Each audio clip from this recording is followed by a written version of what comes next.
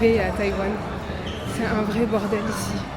Et j'arrive pas à trouver où est-ce que... où est mon avion. Je sais pas. Je le cherche. Mais c'est stylé, regardez. Il y a tellement de boutiques, il y a de tout. Elles sont trop belles. Elles sont magnifiques. J'aimerais trop m'arrêter et tout regarder, mais je pense que t'en as pour une journée. Il y a plein de spots pour faire des bubble tea, tout ça. Plein de choses à manger. Franchement, c'est grave cute. Mais je comprends rien. Apparemment, je suis en B. La porte B, elle est dans 8 minutes. Dans 9 minutes. Donc bon. J'espère que je ne me suis pas trompée. Regardez comme c'est mignon. Ah, that's so cute. Regardez-moi ça. D'ailleurs, la compagnie avec laquelle j'ai voyagé, c'était une compagnie Hello Kitty. Les bars. Je trouve ça trop mignon. Il y avait une petite musique magique et tout. C'était trop bien. Bah, allez, je vais chercher ma porte. À toutes.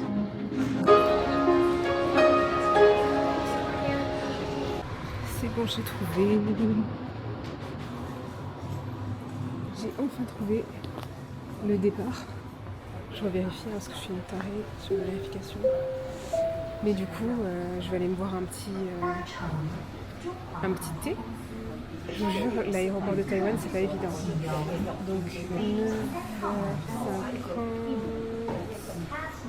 et 8. C'est bon. J'ai trouvé les amis. J'ai trouvé. Il faut vraiment que j'apprenne à filmer. C'est ma première caméra. C'est mon premier voyage aussi loin. C'est ma première fois en Asie aussi loin. Ça fait beaucoup de premières fois pourtant à mon grand âge. Mais il y a tellement de choses que j'ai pas faites dans la vie. Et là, en fait, en voyageant, je me suis rendu compte que j'ai fait peu de choses. J'aimerais bien en faire plus. J'aimerais bien voyager plus. Il y a tellement de choses à voir dans le monde. Bref, maintenant mission, trouver un bubble tea. À toutes.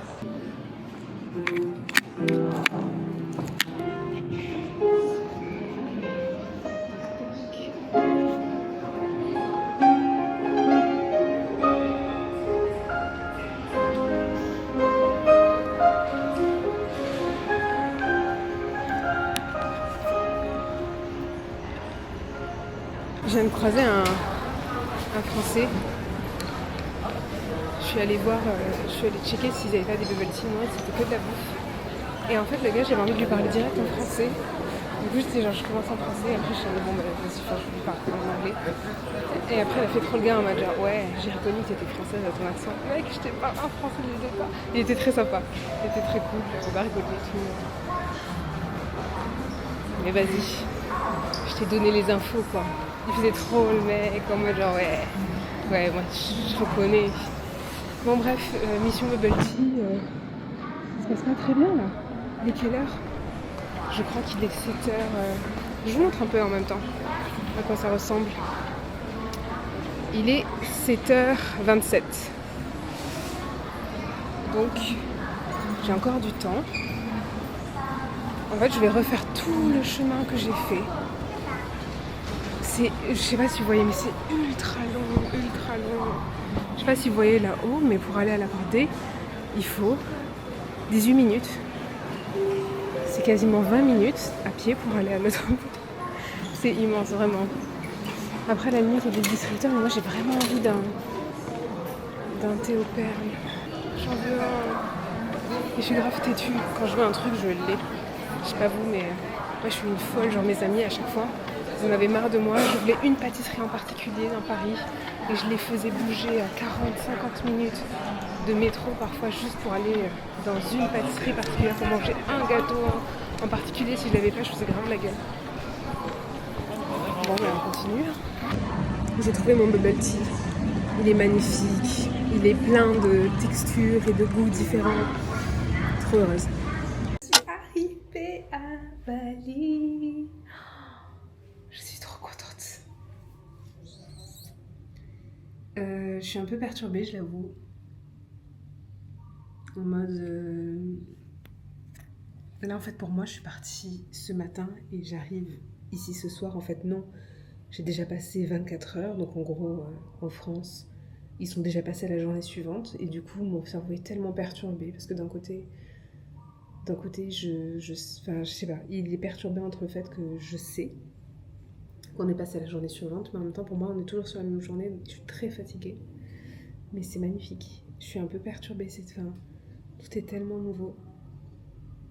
Je vous montre un peu. On va aller visiter tout ça après, mais c'est très très beau. Il fait très très chaud.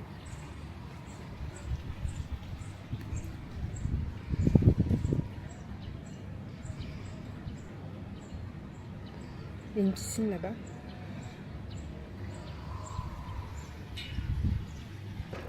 Merde. J'ai défoncé la porte. Il faut que je la remette en place. Il faut que je capte comment faire. Bon bref, sinon ça c'est la chambre.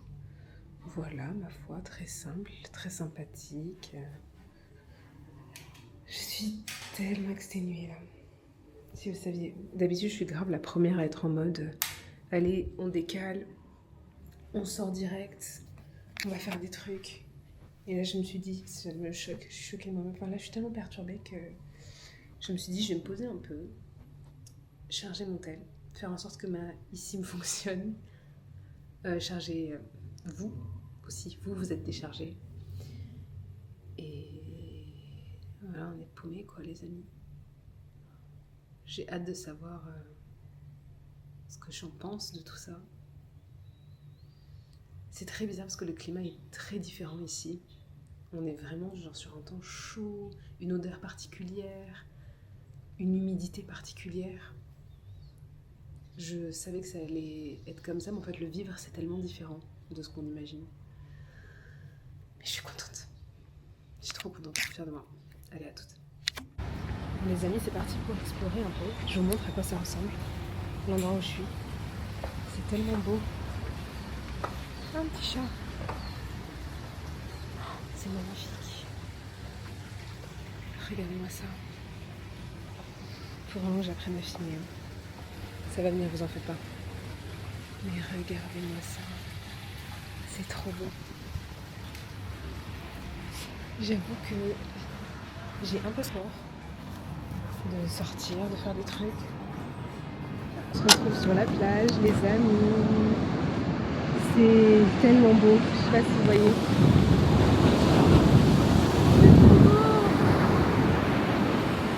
C'est magnifique. Il fait beau.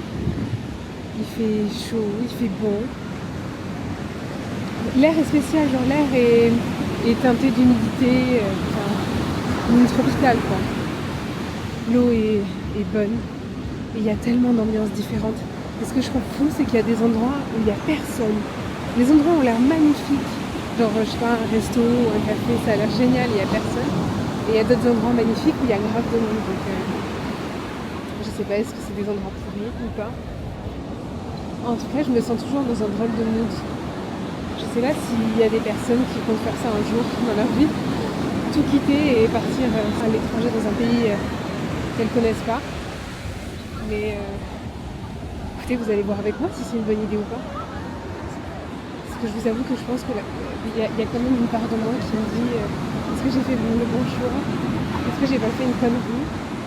J'ai un peu peur. Et en même temps, je me dis let's go. On va découvrir. On verra ce que ça donne, non? J'imagine.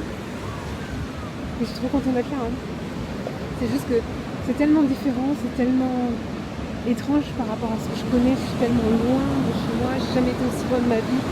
Et je le disais plus tôt, mais le truc c'est que à mon âge, j'ai pas vu beaucoup de choses. Enfin, j'ai quand même la chance de pouvoir voyager. Il y a des gens qui n'ont pas du tout la chance de voyager. Moi, j'avais fait grave des sacrifices pour pouvoir partir en vacances. Bon, c'était en Europe, mais du coup, j'ai quand même pu visiter l'Europe. Pas tout, mais j'ai fait quand même pas mal de pays en Europe. Mais là, c'est... Les gars, l'Asie, c'est mon dream ou quoi? C'est un des plus grands rêves de visiter l'Asie, de vivre en Asie. Et en fait, là, genre, je suis en train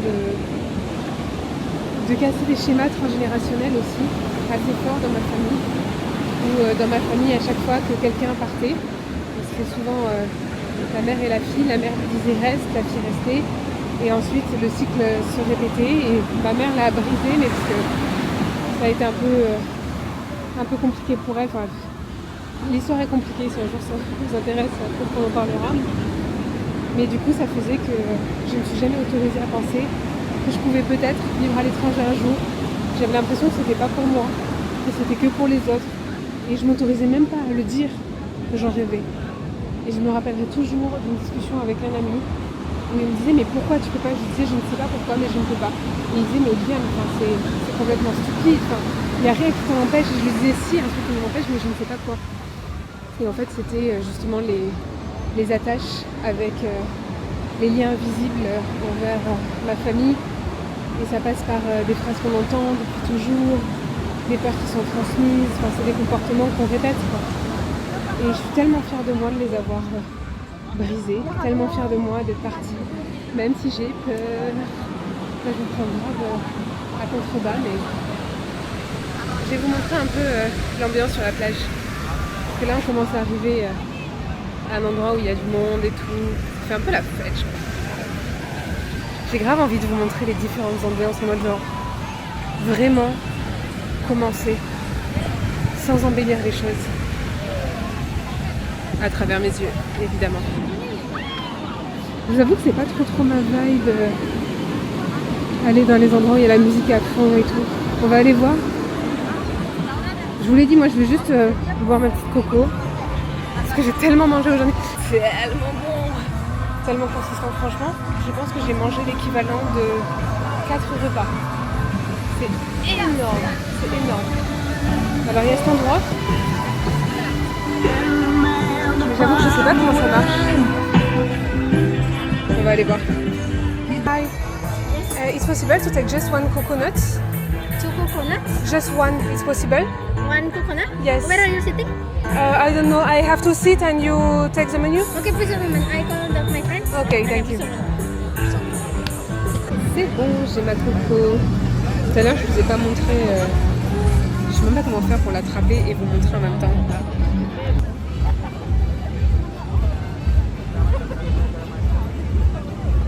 C'est pas la taille.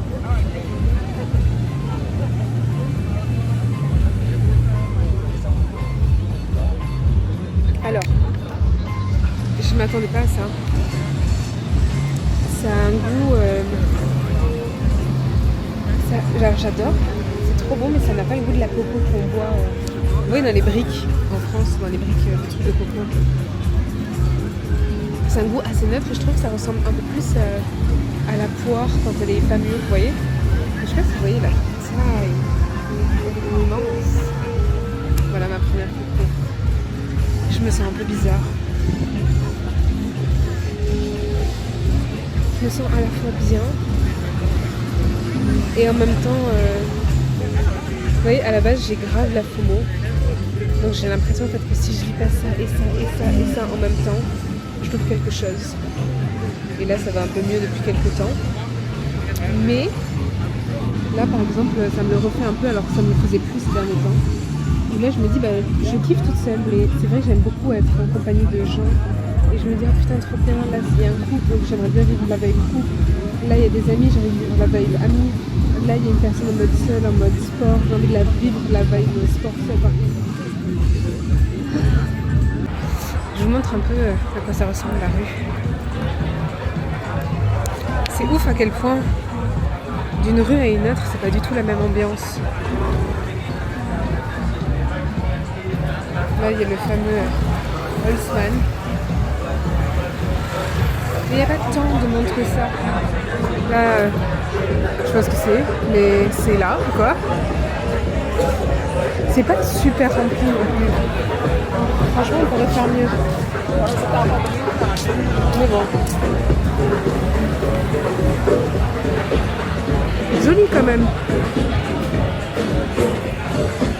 Je sais pas vous, mais moi j'adore les changements d'ambiance. Quand tu te balades dans une ville et que d'une rue à une autre, c'est pas du tout la même chose. Et qu'en fait, genre, tu passes par des différentes couleurs, odeurs, moods, ambiances. Enfin, Je trouve ça dingue. C'est, je pense, une de mes choses préférées. Je faisais souvent ça à Bordeaux et à Paris un peu. Regardez-moi cette gare, magnifique.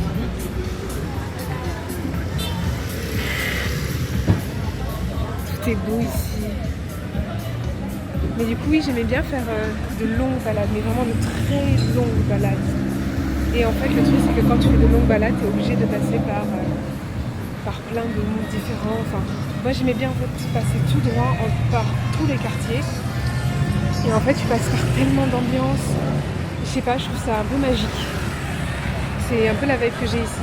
Quelques heures plus tôt, j'avais déjà pris un premier avion, le plus long de toute ma vie. Pourtant, j'avais toujours cette impression étrange, comme si je n'avais pas encore réalisé ce qui était en train de m'arriver. Et je crois que ce qui me faisait le plus bizarre, c'est que je savais que j'allais à Bali, que je l'avais voulu, je l'avais choisi. Mais parfois, même quand on prend une décision en pleine conscience, il faut du temps avant que le cœur rattrape la tête. Et moi, j'étais quelque part entre les deux. J'avais choisi de m'installer ici, à Batu Bolong, pas par hasard, mais parce que avant de partir, j'ai passé des heures à chercher. Et j'avais lu que Bali n'était pas vraiment faite pour marcher. Et ça m'inquiétait un peu, parce que moi, j'ai toujours aimé marcher longtemps, observer, prendre mon temps. C'est même d'ailleurs ce que je préfère plutôt que de prendre les transports. Alors j'ai cherché un endroit où je pourrais retrouver un peu de ça. Et Batu Bolong me semblait être l'endroit idéal. Enfin, le plus proche de ce que je connaissais, tout du moins. Même ici, marcher n'est pas toujours simple, alors au début j'ai résisté. J'avais même un peu peur de monter sur un taxi-moto. Ça peut paraître ridicule, mais tout était nouveau pour moi, les habitudes, les odeurs, la façon de vivre. Et finalement, quelques jours plus tard, j'ai fini par monter sur mon premier scooter, comme tout le monde. C'est drôle parce qu'on imagine souvent que changer de pays, c'est changer de vie.